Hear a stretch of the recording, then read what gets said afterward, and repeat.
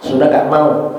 Sebelum tahun 90-an, kalau hari Minggu, hari Ahad, mall-mall, pasar-pasar tutup karena orang ke gereja. Tapi setelah tahun 90-an, mall dan pasar-pasar buka.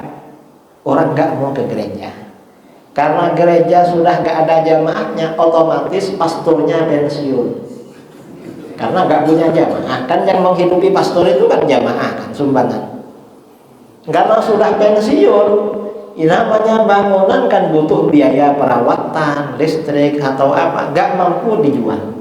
Biasanya dibeli oleh orang Islam dijadikan masjid. Karena di sana bangunan lama, undang-undang Eropa Amerika gak boleh dibongkar. Tapi kalau dialihfungsikan, misalnya dijual untuk toko, untuk musik ya, grup musik, untuk masjid itu boleh. Dan biasanya orang-orang Kristen itu lebih senang kalau yang membeli orang Islam dijadikan masjid.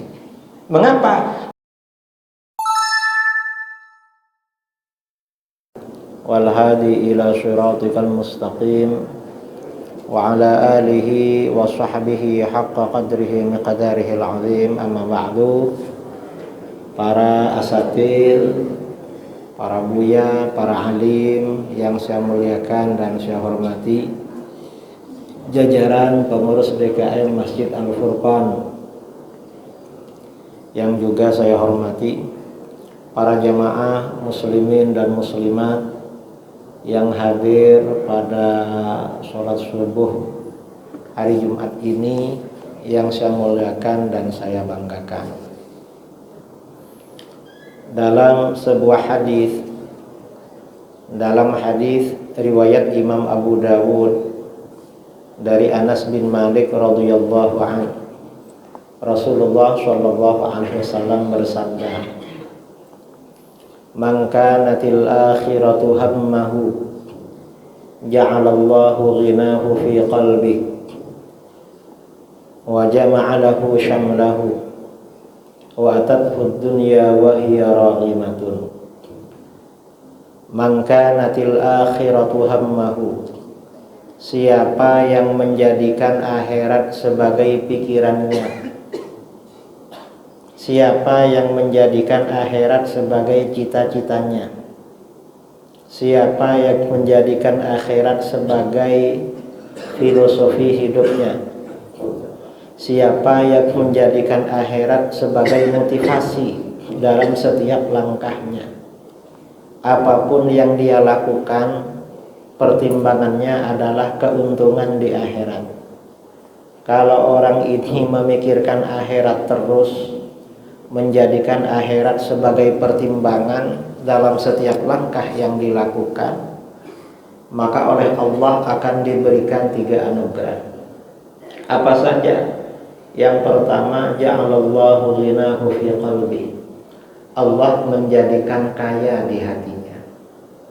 Oleh Allah diberikan kaya hati. Apa maksudnya kaya hati? Hati orang ini selalu tenang, hati orang ini selalu tumakninah, hati orang ini selalu tawakal, selalu pasrah kepada Allah. Hatinya tidak galau, hatinya tidak risau, tidak gelisah, tidak khawatir, tidak susah mengenai rezeki yang akan datang. Mengapa? Karena hatinya yang kaya. Jadi orang yang pikirannya akhirat terus, pertama kali anugerah yang diberikan oleh Allah adalah kaya hati. Apa maksudnya susah mikiri akhirat? Selalu ingat akhirat. Pagi-pagi kerja berangkat ke pasar, jam 11:30 lihat jam, wah ini 11:30, sebentar lagi zuhur, siap-siap untuk pulang melaksanakan sholat zuhur. Nanti jam 1 selesai sholat zuhur berangkat lagi. Nanti jam 3 atau setengah 3 lihat jam, wah sebentar lagi asar ini, balik lagi, siap-siap untuk sholat asar. Habis itu mungkin balik lagi, nanti jam 5 atau setengah 6, jam 6 balik lagi memikirkan sholat maghrib dan seterusnya. Artinya apa? Pikirannya itu selalu fokus pada ibadah. Itu waktu. Kemudian kalau dia punya harta, punya uang, yang dipikirkan akhirat. Gimana sedekah saya, gimana amal jariah saya, harta saya ini untuk apa? Karena ini hanya titipan dari Allah. Kalau saya mati, tak satu pun yang dibawa menjadi hak ahli waris. Itu namanya mikirkan akhirat. Jadi apapun yang dipikirkan akhirat, apa saja langkahnya itu kepentingan akhirat. Punya anak, waktunya sekolah SMP, sudah lulus sekolah dasar, ini kemana ini? Kalau mikiri ijazah dan pekerjaan, sekolah negeri.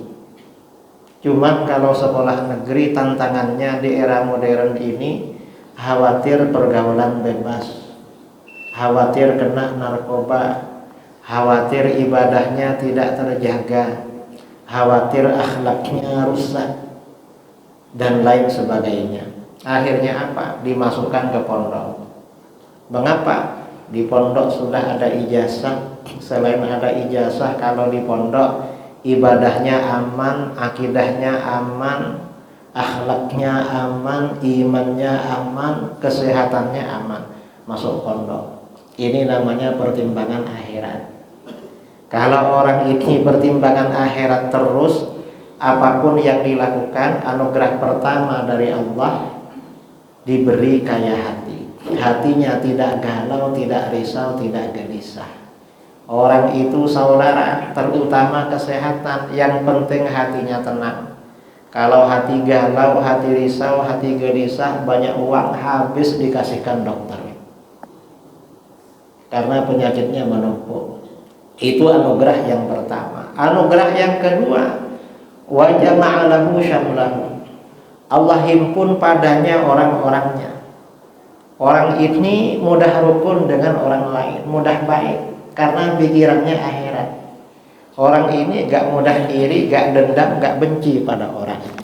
Dia yang dipikirkan dirinya di akhirat nanti, gak sempat mikiri orang. Nah, orang yang seperti ini orang lain suka, dia suka pada orang lain.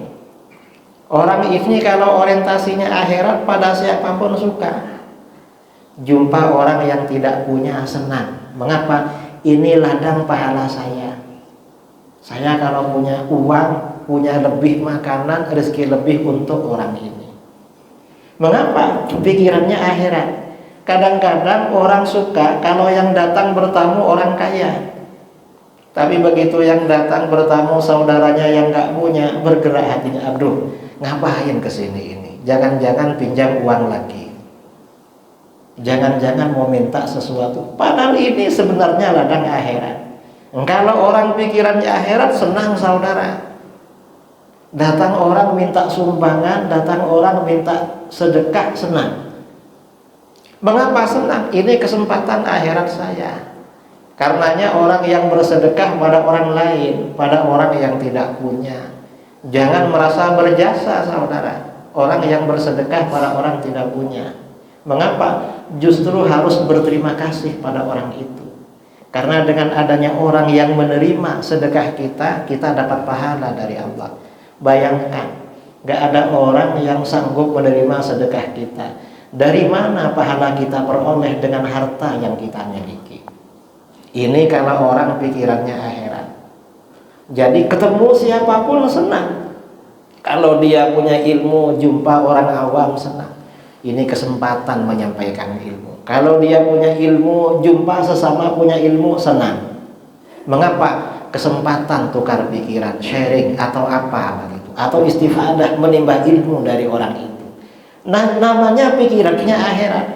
Orang pikirannya akhirat ini selalu positif pada orang. Jumpa orang nakal, positif dia. Mengapa? Kesempatan saya ajak jadi orang baik, diajak ke masjid. Karena pikirannya akhirat terus, selalu berpikiran positif. Ini anugerah yang kedua. Anugerah yang ketiga, wa atathud dunya wa hiya raghimatun. Dunia datang kepadanya dalam keadaan hina. Apa maksudnya dunia datang dalam keadaan hina? Pertama, rizkinya datang dari jalan yang tak disangka-sangka. Kadang pekerjaannya biasa-biasa, labanya melimpah luar biasa. Itu dunia datang dalam keadaan hina. Rizkinya datang tanpa melelahkan pikiran, pikirannya santai. Kadang orang itu rizkinya lancar, cuma pikirannya nggak bisa tidur. Kadang orangnya sampai sakit-sakitan, mikiri bisnisnya lancar, cuma sampai sakit orangnya. Karena kepikiran terus. Ini gak lancar namanya saudara. Ini namanya dunia tidak hina pada dia. Dia yang hina pada dunia. Dan ini banyak kita jumpai ya. Kisah-kisah ulama dulu, ulama salaf. Sayyidah Rabi'ah Al-Adawiyah. Beliau seorang perempuan yang waliullah, seorang perempuan yang wali, kekasih Allah, yang dipikirkan rasa takut kepada Allah, rasa cinta kepada Allah, rasa rindu kepada Allah. Yang dipikirkan Allah terus. Berangkat menunaikan ibadah haji, di perjalanan singgah di rumah seorang ulama yang waliullah juga. Biasanya para ulama itu biasanya singgah sesama para ulama. Orang soleh singgah sesama orang soleh. Waktu singgah ditanya, Umi mau kemana? Mau berangkat ibadah haji. Dilihat, kok gak bawa bekal? Biasanya orang bawa haji kan bawa uang. Kalau dulu uang itu berupa kantongan, karena uang emas atau perak. Kalau sekarang dompet atau ATM. Kalau sekarang, ini Umi ini gak bawa kantongan uang ini. Gimana ini? Akhirnya oleh ulama ini dikasih satu kantong emas. Ternyata apa? Sayyidah Rabi'ah tidak mau. Setelah tidak mau ditanya, kenapa Umi tidak mau? Nanti kalau di jalan atau di tanah suci perlu beli-beli sesuatu gimana? Ini kan bisa dipakai. Lalu Sayyidah Rabi'ah ini menggerakkan tangannya. Begitu tangannya digerakkan, udara yang menyentuh tangannya jadi emas semua. Ini kalau cuma uang, ini nggak perlu bawa, saya tinggal di sini. Di sana kan ada juga udara. Artinya apa? Orang ini kalau pikirannya akhirat, dunianya datang menyembah-nyembah sampai ditolak-tolak. Dan dewasa ini, ya, masa-masa kemarin masih ada ulama-ulama kita itu. Kalau kita jumpa cerita itu pejabat itu mau ke sini, saya nggak mau. Mau ngapain Bu ya? Katanya mau ngasih uang sekian Kenapa gak mudah? Biar untuk dia aja katanya. Gak butuh. Ditolak-tolak saudara uang itu. Ditolak-tolak. Itu namanya orang pikirannya akhirat. Di Indonesia ini ada dua ulama yang level, yang karangannya dibaca di dunia internasional. Yang pertama Syekh Nawawi Banten. Yang kedua Syekh Mahfud Tarmas. Syekh Mahfud Tarmas ini ketika ibunya hamil selalu berdoa kepada Allah, berharap anaknya menjadi anak soleh, menjadi orang alim. Siang malam berdoa kepada Allah. Setelah kandungannya besar, kehamilannya besar, seperti kebiasaannya memasak pagi-pagi nyuci beras. Dulu kalau orang nyuci beras itu dari wadah yang terbuat dari bambu. Beras taruh di situ, dibawa ke sumur. Dulu orang nyuci beras ke sumur. Sekarang nggak ada sumur, orang nggak kenal sumur sekarang. Sudah pakai bor ya. Generasi milenial, generasi Gen Z nggak kenal sumur. Akhirnya menimba air. Begitu menimba air, berasnya disiram dengan air, tiba-tiba berasnya berubah menjadi emas. Apa yang terjadi? Karena beliau wanita yang solehah, gak ingin dunia, justru beliau menangis. Ya Allah, kok jadi emas beras saya? Ya Allah, nangis beliau. Ini ujian, tolong kembalikan ya Allah, kembalikan jadi beras lagi. Saya gak ingin emas permata dunia. Saya ingin anak yang ada di dalam kandungan jadi orang alim, jadi orang soleh. Akhirnya apa? Emasnya berubah jadi beras lagi. Setelah anaknya lahir, belajar pada keluarganya, lalu mondok kepada ulama-ulama di Jawa. Setelah itu dikirim belajar ke Mekah. di Masjidil Haram, ngaji di sana, tidak lama kemudian diminta mengajar di Masjidil Haram sambil menyusun kitab. Kitabnya tebal-tebal.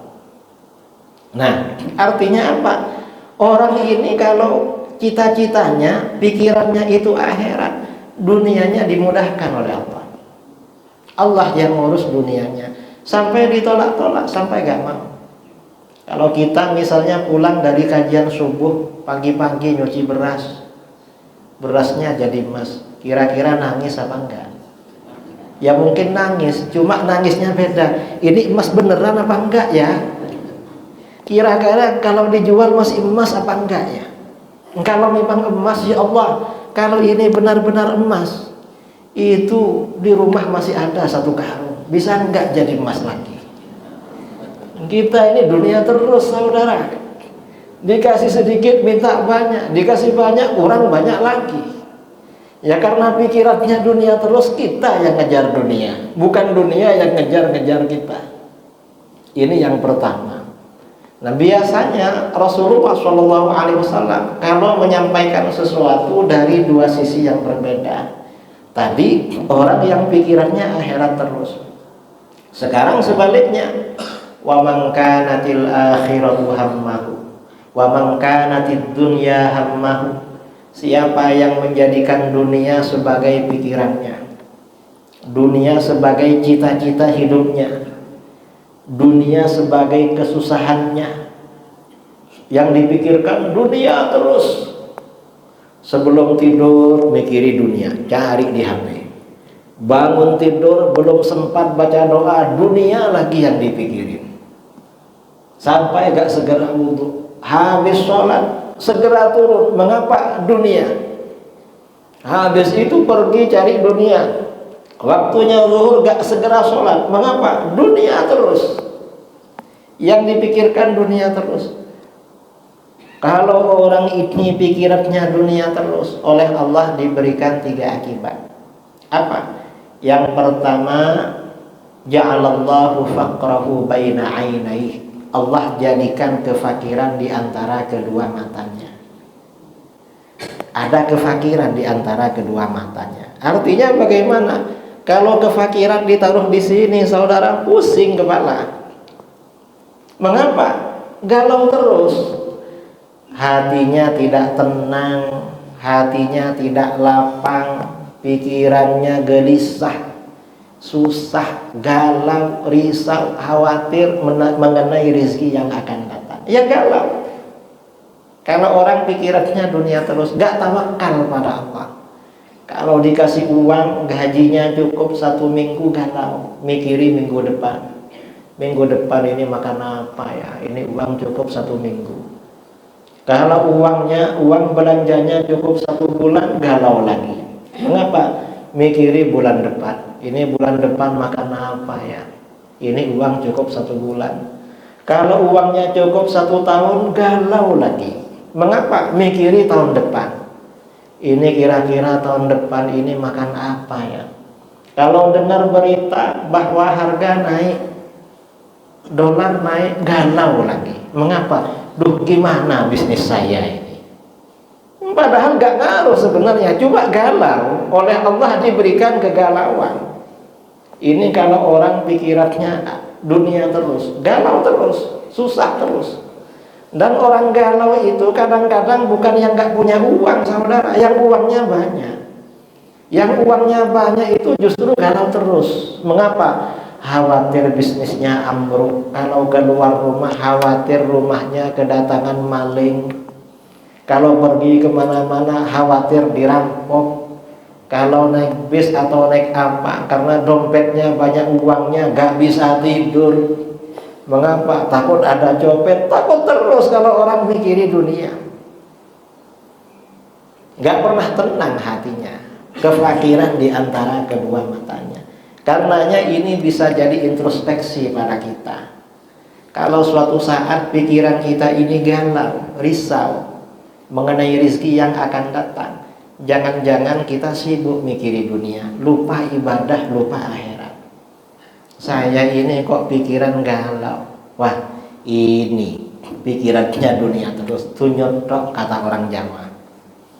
mikiri dunia terus. Ini yang pertama. Yang kedua, akibat yang kedua, wa farraqa alaihi syamlan. Allah cerai-beraikan dia dengan orang-orangnya. Artinya apa? Orang yang pikiran dunia terus gampang suudzon pada orang lain. Kalau dia banyak uangnya di rumahnya, ada orang lewat malam-malam, padahal tetangganya sendiri curiga, itu jangan-jangan pencuri, padahal tetangganya lewat, suudzon. Jadi mudah suudzon pada orang karena pikirannya dunia. Kalau orang ini pikirannya dunia terus, mudah dengki pada orang, mudah hasut pada orang. Kalau orang pikirannya dunia terus, gampang bermusuhan dengan orang. Orang tuanya meninggal, anak-anaknya berantem. Mengapa berantem? Sibuk rebutan dunia. Ya pokoknya mudah bermusuhan, mudah benci, mudah curiga, mudah orang. Lah orang yang cara hidupnya seperti ini, mudah iri, mudah dengki, mudah benci sama orang, ya orang lain gak suka juga sama dia. Kan gak ingin kita dibenci, gak ingin kita dimusuhi, dicurigai. Kadang-kadang asalnya akrab dengan tetangganya, begitu tetangganya buka warung juga langsung cemberut kalau ketemu.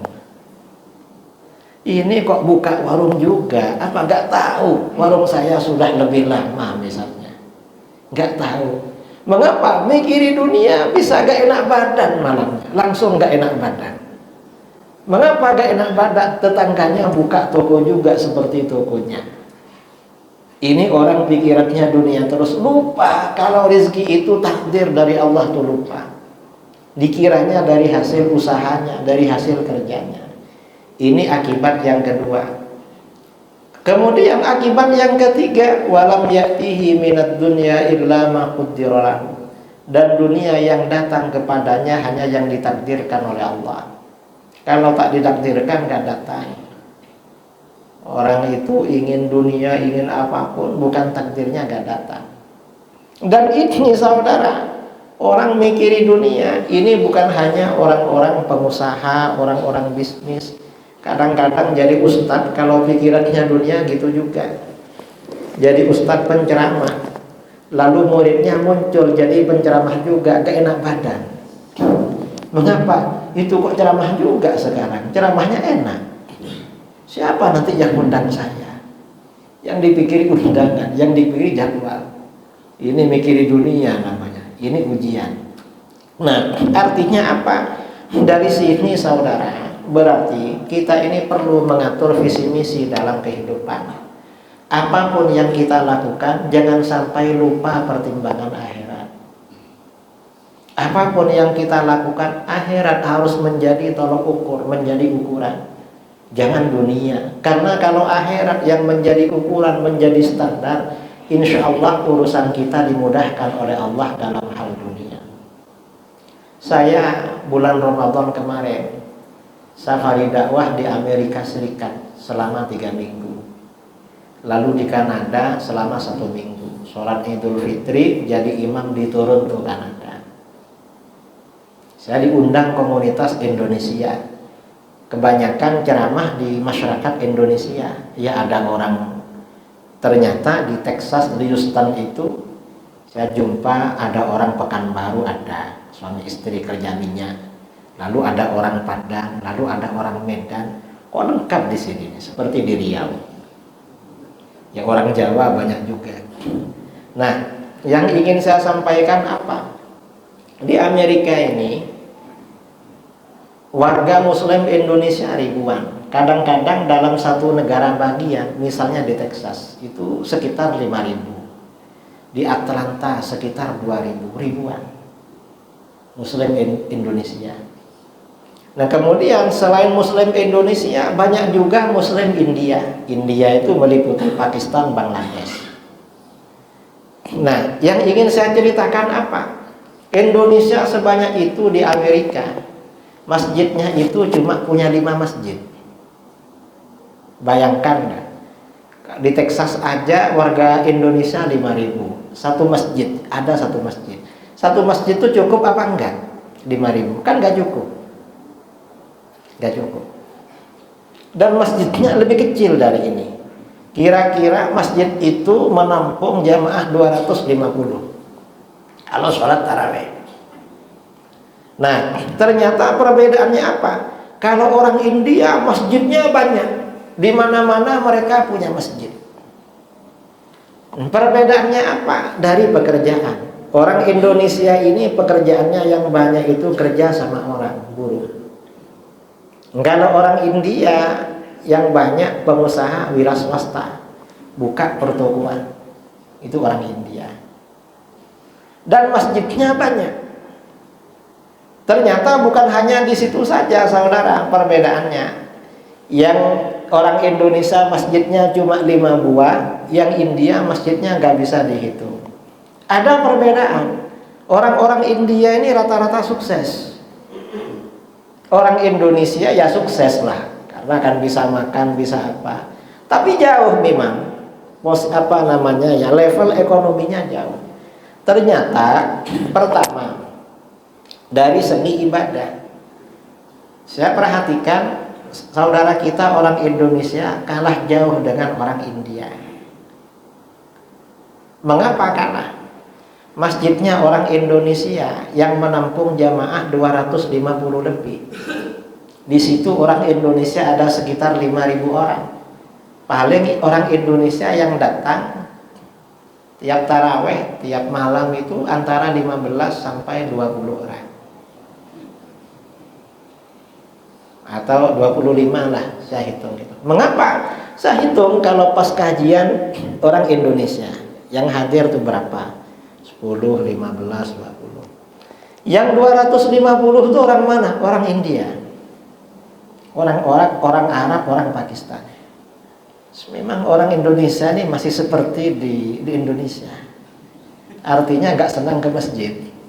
Ke masjid itu ya paling hari Jumat, nanti hari raya Idul Fitri. Kalau hari raya Idul Fitri, sholat idnya masjid Indonesia 5 kloter. Karena gak cukup kloter pertama penuh, kloter kedua sampai menjelang zuhur. Kalau sholat id, wah ini seperti di kampung ini saya pikir. Jadi memang ibadahnya itu kalah saudara, ibadahnya. Kalau masjidnya India ini penuh saudara. Kalau taraweh, masjidnya Indonesia ini 1 kloter. 1 kloter. Dan itu 11 rakaat. Tapi kalau masjidnya India 1 malam 3 kloter. Isya jam 9 itu full sampai ke belakang. Nanti sampai setengah 11 selesai.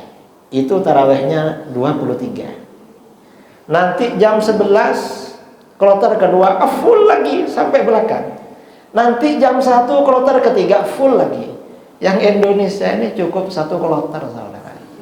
Dan jamaahnya yang banyak ya orang India, orang kulit hitam, orang Arab yang banyak itu.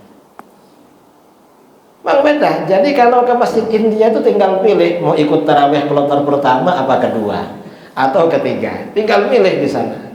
Kok beda gitu? Ini dari segi ibadah ya. Dari segi ibadah itu memang beda. Kemudian selain segi ibadah juga apa ya? Istiqomah berpegangan dengan agama beda. Mengapa? Mungkin karena orang-orang India ini senang beribadah, anak-anaknya istiqomah. Anaknya yang perempuan sekolah di sekolah negeri itu pakai jilbab rata-rata, pakai kerudung. Karena di Amerika pakai baju apa saja itu bebas. Pakai jilbab itu boleh di sana. Orang bercadar itu banyak. Sementara masyarakat Indonesia, saudara kita yang orang Indonesia ini, kalau waktunya ngaji, saya ngisi pengajian pakai kerudung semua. Besoknya jumpa sudah gak ada kerudungnya, gak dipakai lagi. Itu lumayan, ketemu ustadz masih pakai kerudung, kan masih lumayan kan. Kadang-kadang ya jamaah kita saudara Indonesia datang mengaji. Karena di Amerika ini masjidnya cuma 5. Di daerah-daerah yang gak punya masjid, biasanya pengajian itu kalau gak di kampus, di rumah-rumah. Rumah siapa yang ditokohkan atau besar di situ. Kalau sudah di rumah-rumah ini, sebagian saudara kita yang muslimah, kerja yang di sana, datang pengajian pakai kerudung, cuma kerudungnya dipakai begini, dipakai di leher. Assalamualaikum Pak Kiai, ya gini kerudungnya. Padahal angkat sedikit lah kerudungnya biar ketutupan. Angkat sedikit kan enak kita melihat, gak lihat rambutnya kan aurat itu. Ini susah ini, dilihat ya dosa. Enggak dilihat yang menyapa, nanti dikira cemberut, ustadznya repot orang ini. Ya orang Indonesia itu beda sama orang unik. Kok masih sama dengan di Riau ini, padahal sudah di Amerika. Itu dari segi apa namanya ya, dari segi istiqomah ibadah. Kemudian mengapa orang Indonesia masjidnya cuma 5? Kalau orang India masjidnya banyak. Ya memang orang Indonesia ini kalau ingin punya masjid, kumpulkan dana lama saudara. Tapi kalau orang India cepat. Di sana itu masjid, di Eropa, Amerika, masjid itu rata-rata membeli gereja. Kira-kira sudah hampir 30 tahun lebih ya. Saya pernah ke Eropa tahun 2003. 2003 saya pernah ke Eropa. Sejak kira-kira tahun 90-an orang Kristen gak mau ke gereja. Sudah gak mau. Sebelum tahun 90-an kalau hari Minggu, hari Ahad, mall-mall, pasar-pasar tutup karena orang ke gereja. Tapi setelah tahun 90-an mall dan pasar-pasar buka. Orang gak mau ke gereja. Karena gereja sudah gak ada jamaahnya, otomatis pastornya pensiun. Karena gak punya jamaah. Kan yang menghidupi pastor itu kan jamaah kan, sumbangan. Karena sudah pensiun, namanya bangunan kan butuh biaya perawatan, listrik atau apa, gak mampu dijual. Biasanya dibeli oleh orang Islam dijadikan masjid. Karena di sana bangunan lama, undang-undang Eropa, Amerika gak boleh dibongkar. Tapi kalau dialihfungsikan, misalnya dijual untuk toko, untuk musik ya, grup musik, untuk masjid itu boleh. Dan biasanya orang-orang Kristen tuh lebih senang kalau yang membeli orang Islam dijadikan masjid. Mengapa? Masih sama-sama ibadah pada Tuhan katanya, daripada yang lain. Nah, orang India ini kalau membeli masjid, imamnya pengumuman, saudara-saudara, masjid kita sudah gak cukup. Saudara kita yang jauh di sana butuh masjid, dan di sana ramai. Sudah ada ustadz yang mau ngurusi masjid di sana, jamaahnya cukup. Mari kita sumbangan. Ada gereja di sana mau dijual, harganya sekian. Ayo sumbangan. Kotak amal dijalankan di depan jamaah laki-laki. Begitu kotak amal berjalan, orang-orang India, Bangladesh, Pakistan, bukan dompet, gak hitung-hitungan saudara, langsung ambil taruhannya, gak hitung-hitungan. Ada bapak-bapak baru pulang dari dealer beli mobil baru, kontaknya dan suratnya langsung dikasihkan sama imam. Ini Pak Imam, uang saya dah habis katanya. Ini tak kasihkan aja, ini mobil baru maki dari dealer ke sini, suruh jual. Habis itu ya karena orang ngambil dompetnya gak hitung, cepat penuh saudara kotak amal itu. Habis itu ditaruh ke depan, dikosongkan lagi, lalu dijalankan di ibu-ibu. Ibu-ibu ini jarang bawa uang ke masjid. Karena gak bawa uang, akhirnya apa? Yang di jari-jarinya, yang di lengannya dibuka semua. Dibuka, kurang-kurang bunyi saudara, jari-jarinya dibuka. Ada seorang ibu ya, bawa kalungnya agak besar, maju ke depan karena dia terlambat. Pak Imam, maaf ya terlambat, ini kalung saya. Kelihatan sih, apapun yang kita lakukan jangan sampai lupa akhirat. Paling enggak lupa. Kalau bisa jadikan akhirat ini sebagai visi misi. Jadikan akhirat ini sebagai tujuan hidup. Jadikan akhirat ini sebagai cita-cita. Karena dunia ini sebenarnya kan bukan tujuan. Di dunia ini kita sementara. Sebanyak apapun harta yang kita kumpulkan, itu sebenarnya bukan milik kita, titipan dari Allah. Kita pergunakan untuk apa? Buktinya titipan, ketika kita meninggal langsung nggak punya hak milik, langsung miliknya pindah ke ahli waris. Hatta kata para ulama, walaupun setelah itu hidup lagi nggak punya apa-apa. Imam Ibnu Hajar Al-Haytami ditanya dalam Al-Fatawa Al-Hadithiyah, ada orang kaya meninggal, akhirnya hartanya dibagi-bagi ke ahli waris sampai dikubur. Lama-lama hidup lagi, gimana warisannya? Bisa kembali? Oh enggak bisa kembali katanya. Uang itu titipan, dah miliknya ahli waris. Ada orang kaya tidur, bangun tidur gak punya apa-apa. Ya ini orang mati ini. Ini dunia. Dan orang kalau pikirannya akhirat terus, urusan dunianya dimudahkan oleh Allah. Ya mudah-mudahanlah kita ini senantiasa ingat akhirat. Apapun yang kita lakukan untuk diri kita, untuk anak-anak kita, untuk keluarga kita, apalagi untuk harta milik kita, mudah-mudahan yang kita lakukan senantiasa untuk kepentingan akhirat. Amin Allahumma amin. Sebelum kita off, mungkin ada yang mau ditanyakan. Silakan Bapak. Assalamualaikum warahmatullahi wabarakatuh. Menanggapi apa Ustaz sampaikan tadi mengenai kaya hati, maka ada sebuah hadis, kalau saya salah tolong betulkan Ustaz. Baiti jannati, rumahku surgaku. Ada orang kaya mempunyai rumah yang cantik, indah dan bagus. Di dalamnya ada kolam ikan, ada kolam renang, ada kolam kucing. Semuanya kolam, ada semuanya.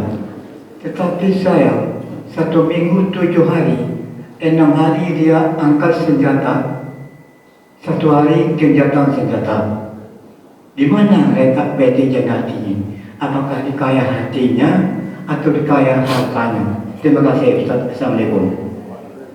Kadang-kadang memang ada orang kaya hartanya melimpah, sampai-sampai kalau di dalam Al-Quran, jannatin tajri min tahtihal anhar, kebun-kebun atau taman-taman yang di bawahnya mengalir sungai-sungai. Dia bikin duplikasinya di rumahnya, dibuat sungai, dibuat gini. Tapi suami istri berantem terus, rumahnya lebar, berantem terus. Dalam 1 minggu cuma sehari yang tidak berantem. Itu namanya bukan rumahku surgaku. Itu hanya surga secara zahir ya. Secara lahiriah dia hidup di surga, tapi secara batin dia hidup di neraka. Mengapa? Nah, kalau berantem terus saudara, kan gak enak hidup suami istri. Tapi kalau orang itu hidupnya biasa-biasa, pas-pasan, suami istri tentram, anak-anaknya soleh, itu saudara yang benar-benar baiti jannati, yang benar-benar. Kalau yang ditanyakan tadi itu berarti hanya kelihatannya yang surga, tapi dalamnya bukan surga. Ya mudah-mudahanlah kehidupan keluarga kita ini surga secara batin, batinnya surga. Amin Allahumma. Ada lagi? Ibu.